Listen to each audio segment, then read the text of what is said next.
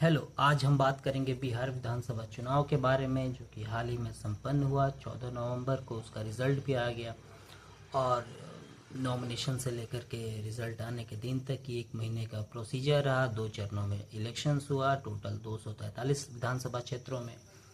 और इस 243 विधानसभा क्षेत्रों में सबसे अधिक कोई पार्टी अगर सीट लाने में कामयाब हुई तो वो है भारतीय जनता पार्टी, जिसने 89 सीट्स पर कामयाब हुई। फिर से जनता दल यूनाइटेड 85 सीट्स पर। उसके बाद अगर हम तीसरी सबसे बड़ी पार्टी को देखें तो वो है राष्ट्रीय जनता दल, जो कि 25 सीट जीतने में कामयाब रही। फिर लोक जनशक्ति पार्टी रामविलास, जो कि चिराग पासवान नेतृत्व जिसका करते हैं, वो भी 19 सीट जीतने में कामयाब रही। और ऐसे ही अगर हम छोटी मोटी दलों के बारे में बात करें तो कांग्रेस जो है वो 6 सीट लाने में कामयाब रही। फिर से MIM, जो कि असदुद्दीन ओवैसी साहब की पार्टी है, वो 5 सीट लाने में कामयाब रही। और जो लेफ्ट की पार्टीज़ हैं, जिसमें सबसे बड़ी जो पार्टी है CPI-ML, वो 2 सीट लाने में कामयाब रही। और जो कि CPI-M है वो 1 सीट लाने में कामयाब रही।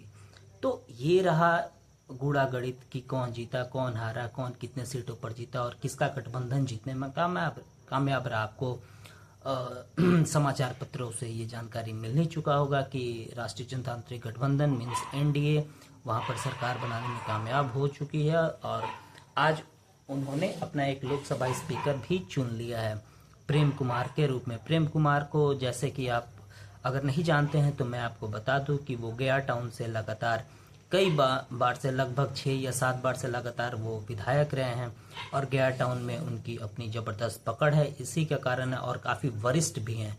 अभी अगर भाजपा के जितने भी विधायक हैं उनमें अगर टॉप 5 अगर आपको सबसे वरिष्ठ नेता का लिस्ट बनाने को कहा जाए, अगर आप बनाएंगे तो उसमें आप पाएंगे कि प्रेम कुमार सबसे वरिष्ठ हैं। शायद इसीलिए भाजपा की शीर्ष नेतृत्व ने उनको विधानसभा स्पीकर बनाने के लिए भी चुना। और इससे ये भी संदेश जाता है कि जो इस सरकार में भले ही नीतीश कुमार मुख्यमंत्री हैं, लेकिन जितनी भी इम्पोर्टेंट पोस्ट है सरकार की, वो लगभग हर एक इम्पोर्टेंट पोस्ट पर भारतीय जनता पार्टी का अपना एक प्रभाव दिखता है। जैसे कि विधानसभा स्पीकर के रूप में देखिए, जो कि भारतीय जनता पार्टी के विधायक हैं।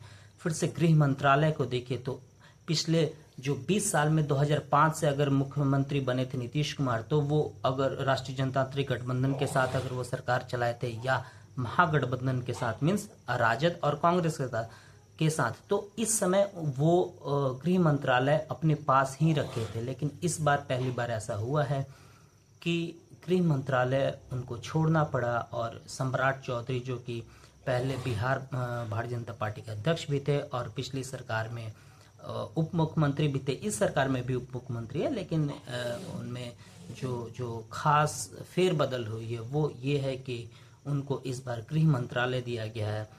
तो मे भी ये भी हो सकता है कि 2.5 साल का ये सरकार चलाने का उन लोगों के बीच में भाजपा और जदयू में आपस में सामंजस्य बैठा हो, जिससे कि पहले ही वो लोग तैयार कर रहा है सम्राट चौधरी को कि वो मुख्यमंत्री के रूप में कैसे बिहार में काम करेंगे। क्योंकि अगर मैं आपको कुछ जातिगत समीकरण के बारे में अगर बताऊं तो आपको लगेगा कि पिछले 30 सालों में वहाँ पर 2 मुख्य जाति है जिनका वर्चस्व रहा है और उन्हीं जाति के लोग मुख्यमंत्री बने हैं। अगर पहली जाति है तो वो यादव जाति है, जो कि 14% जिसकी वहाँ पर पॉपुलेशन है बिहार में। पूरे बिहार की आबादी में 14% सिर्फ एकमात्र जाति की है, वो है यादव जाति, जिनसे लालू यादव जी आते हैं, उनकी बेटी तेजस्वी यादव जी और उनकी पत्नी राबड़ी देवी जी। उसके बाद से अगर बोला जाए तो हालांकि नीतीश कुमार, जो मैं बोलूँ तो पिछले 15 साल से मुख्यमंत्री हैं, तो वो उनकी जो जाति है वो कुर्मी है। तो कुर्मी जाति अगर मैं आपको बताऊं तो 2.7% है, 2.6 और 7% ऐसे कुछ है। तो वो कहाँ 14% और कहाँ 2.7%। लेकिन यहाँ पर जो नीतीश कुमार है उन्होंने एक जातिगत समीकरण बनाया जिसको लॉकुस कहा जाता है बिहार में। वो लॉकुस होता है कि कुर्मी और कोयरी ये जाति को मिला दिया उन्होंने, और वो कोयरी जो जाति के लोग हैं वो करीब आप देखेंगे तो हो जाते हैं ये कुल मिलाकर के 6%, 6-7%। तो अगर आप कुर्मी कोयरी दोनों को मिला दे तो हो जाता है करीब करीब 8 या 9%। तो कुर्मी कोयरी बिहार में ओबीसी, आप बोल सकते हैं कि वो ओबीसी में नहीं बल्कि ईबीसी में आते हैं, मीन्स एक्सट्रीमली बैकवर्ड कास्ट। तो एक्सट्रीमली बैकवर्ड कास्ट को मोबिलाइज करने में नीतीश कुमार जी चैंपियन रहे हैं। तो ये जो सम्राट चौधरी जी भी हैं, उनकी जाति जो कोयरी है वो भी एक्सट्रीमली बैकवर्ड कास्ट से ही आती है। तो मे बी ये कहीं भाजपा नेतृत्व को हो कि भाजपा नेतृत्व हमेशा से सवर्णों की पार्टी के पक्ष में, सवर्णों के पक्ष में रही है, तो भाजपा नेतृत्व चाहती होगी कि अगला मुख्यमंत्री अगर भारतीय जनता पार्टी का हो तो मे बी वो सवर्ण से होना चाहिए। लेकिन यहाँ पर नीतीश कुमार ने जबरदस्त एक खेल किया है कि वो सम्राट चौधरी भले ही भारतीय जनता पार्टी के हैं, लेकिन वो एक सवर्ण ना होके बल्कि एक ईबीसी के नेता है, मीन्स कोयरी जाति के नेता है, मीन्स। तो यहाँ पर नीतीश कुमार जी संदेश देना चाहते हैं कि भले ही मुख्यमंत्री मैं रहूं या कोई और रहे, लेकिन यहाँ पर मुख्यमंत्री जो है वो ईबीसी से ही बनना चाहिए। मीन्स ईबीसी, वो उनको परहेज है कि यादव नहीं बनना चाहिए, मीन्स इसको ईबीसी को आप बोल सकते हैं गैर यादव ओबीसी, मीन्स क्योंकि ये ओबीसी अम्ब्रेला में ही आता है। तो यादव जाति से भी काफ़ी तकलीफ है बहुत सारे पार्टियों को बिहार में। जैसा कि आप देखेंगे कि इस बार, तो पिछले चुनाव में अगर आप 2020 में ध्यान दें तो नीतीश कुमार जी बहुत सारे जो यादव जाति के यादव जाति के जो कैंडिडेट्स थे वो उनको सिंबल दिए थे, लेकिन इस बार वो बिल्कुल भी नहीं दिए, मुश्किल से बहुत कम 7 से 8 दिए थे। उसके बाद से भारतीय जनता पार्टी तो मात्र 4 ही दी थी, जिसमें से एक मुख्य उनका कैंडिडेट थे रामकृपाल यादव, जो कि 2014-2019 में मीसा भारती को हराए थे और 2024 में उनको हार मिली थी मीसा भारती से। तो यहाँ पर देखा जाए तो यादव जाति से भाजपा और जदयू दोनों परहेज करते हैं, और ये पूरी तरीके से वोट बैंक है आरजेडी का। तो हमेशा से रहा है वो, चाहे 1990 से लेकर के आज तक भी कहा जाए, जितना अगर 22-23% वोट लाने में अगर राष्ट्रीय जनता दल कामयाब रही है तो उसके पीछे उसका यादव वोट बैंक का इंटैक्ट रहना एक बहुत बड़ी चीज़ है, क्योंकि बिना यादव वोट बैंक के वो 22-23% वोट बिल्कुल भी ला ही नहीं सकती है। तो और यही कारण है कि नीतीश कुमार जी भी की पार्टी भी है जो 17-18% वोट लाने में कामयाब रही है, वो भी ईबीसी वोट बैंक के दम पर ही इतना वोट ला पाई है। और आपको लगता हो कि भारतीय जनता पार्टी बहुत बड़ी पार्टी है, मीन्स वो तो 30-40% वोट को पार कर गई होगी, लेकिन आपको हैरानी होगी कि भारतीय जनता पार्टी भी मात्र 20% वोटों पर अटक गई है। तो बिहार एक ऐसा राज्य है, बिहार देश का ऐसा चुनिंदा राज्य है जहां पर कि टॉप की जो पार्टी, टॉप 3 पार्टीज है, वो 25% वोट को भी क्रॉस नहीं कर पाती। जैसे कि इस चुनाव में सबसे जो बड़ी पार्टी हुई राष्ट्रीय जनता दल, उसको मात्र 22 से 23% वोट मिला। फिर उसके बाद जो बड़ी पार्टी, मैं वोट वाइज बोल रहा हूँ, वोट परसेंटेज वाइज, तो वो भारतीय जनता पार्टी रही जिसको 20% वोट मिला। उसके बाद आप देखेंगे तो जनता दल यूनाइटेड, जिसको 16 से 17% वोट मिला। उसके बाद अगर आप देखें कि कौन सबसे बड़ी पार्टी, तो कांग्रेस पार्टी, जिसको 8% वोट मिला। तो यहाँ पर गुणा गणित बिहार में मात्र 3 दल का ही है। 3 दल ही मिलकर के आप बोल सकते हैं कि पिछले 25 से 30 साल में वहां पर सरकार में फेरबदल कर रहे हैं। पहला है भारतीय जनता पार्टी, दूसरी है राष्ट्रीय जनता दल और तीसरी है जनता दल यूनाइटेड।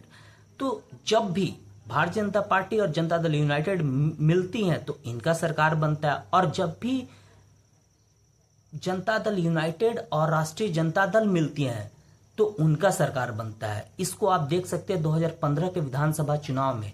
उस समय भारतीय जनता पार्टी और उनकी जो गठबंधन की दल थी, जैसे कि लोजपा, जैसे कि रालोसपा, और भी जीतन राम मांझी की पार्टी, छोटी मोटी पार्टी का उनका गठबंधन था, लेकिन वो राष्ट्रीय जनता दल और जनता दल यूनाइटेड के सामने धराशायी हो गए थे। तो ये 3 जो दल है वहां पर, ये 3 दल में से 2 दल जिस साइड भी जाएंगी उसका पलड़ा भारी हो जाएगा। हालांकि बहुत सारे यहाँ पर चुनावी विश्लेषण थे जिन्होंने ऐसा उन्होंने भविष्यवाणी की थी कि जनता दल यूनाइटेड 25 सीट भी नहीं ला पाएगी, 30 सीट भी नहीं ला पाएगी। तो उनका ये नहीं पता था कि ग्राउंड पर नीतीश कुमार अभी भी जबरदस्त रेलेवेंट है, और वहां पर वोट परसेंटेज कुछ ज़्यादा उलट पलट नहीं जाता है, बस 2-3% ही। कोई पार्टी अगर जैसे कि राष्ट्रीय जनता दल को आप बोलेंगे कि वो 22-23% वोट लाने में कैसे कामयाब हुई, तो भाई राष्ट्रीय जनता दल जो है वो 22-23% वोट लाने में इसलिए कामयाब हुई है क्योंकि वो 144 सीट पर लड़ी है, और भारतीय जनता पार्टी जो है वो मात्र 19 से 20% वोट लाने में इसलिए कामयाब हुई क्योंकि उसने 101 सीट पर चुनाव लड़ा है। तो यहाँ पर आप ये भी देख सकते हैं कि अगर भारतीय जनता पार्टी ज्यादा सीटों पर चुनाव लड़ती तो मे बी इसका ज्यादा वोट परसेंटेज आ सकता था, लेकिन सीट कम हो जाता है। जैसा कि 2015 के चुनाव में हुआ था कि भारतीय जनता पार्टी जो थी वो 160-170 सीटों पर चुनाव लड़ी थी और उसका वोट परसेंटेज 23-24% था, लेकिन उसका जो सीट में देखेंगे तो मात्र 53 सीट जीती थी। तो यहाँ पर कॉम्बिनेशन पूरी तरीका से परसेंटेज ऑफ वोट्स का नहीं है, ये है कि आपका समीकरण कैसा बैठता है और उस समीकरण से ही आप चुनाव वहां पर जीतते हैं। तो धन्यवाद। मैं इसका दूसरा पार्ट भी बनाऊंगा जिसमें बताऊंगा कि कौन सा मंत्रालय किसको मिला है और इससे कि बिहार में क्या होने वाला है। सम्राट चौधरी को जिनको गृह मंत्रालय दिया गया है, इससे क्या होगा, इससे योगी इफेक्ट भी आएगा क्या, बुलडोजर भी चलेगी क्या। जैसा कि अभी हाल फिलहाल में आप देखे होंगे कि पटना और नवादा के कुछ इलाकों में बुलडोजरीकरण वहां पर स्टार्ट हो गया है, बहुत सारे लोगों का घर तोड़ा गया है, लीगल था इलीगल था। इसके बारे में हम दूसरे वीडियो में बात करेंगे। सो धन्यवाद।